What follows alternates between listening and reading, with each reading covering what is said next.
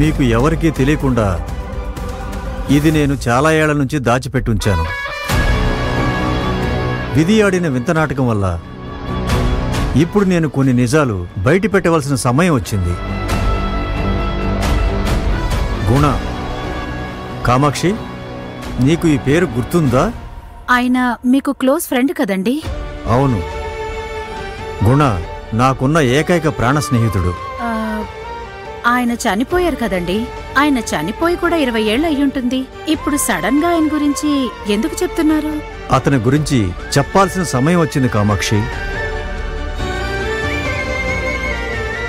ఎప్పుడో దూరం అయిపోయిన ఒక బంధం, అన్యాయంగా ఆరిపోయిన దీపాన్ని ఎప్పటినుంచో నా మనసులో నేను మోస్తున్న భారం.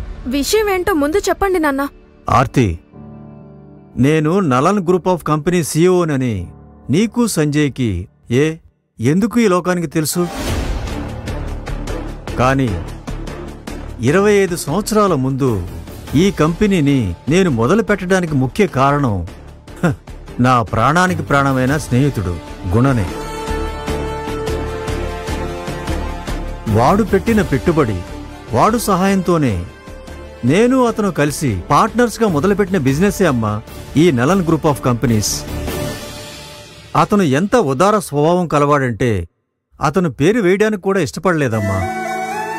నేను పైకి రావాలి, నేను గెలవాలి అని నా ప్రతిభ మీద నమ్మకం ఉంచి నా వెనువెంట నిలబడి అతనే అమ్మా ఈ కంపెనీని పెద్ద చేశాడు. మొదటి 5 ఏళ్లు అతనేనమ్మా మన కంపెనీని వృద్ధిలోకి తెచ్చినవాడు. వెన్నెముకలా నిలబడి ఈ కంపెనీని ఈ విధంగా పైకి వచ్చేలా చేశాడు.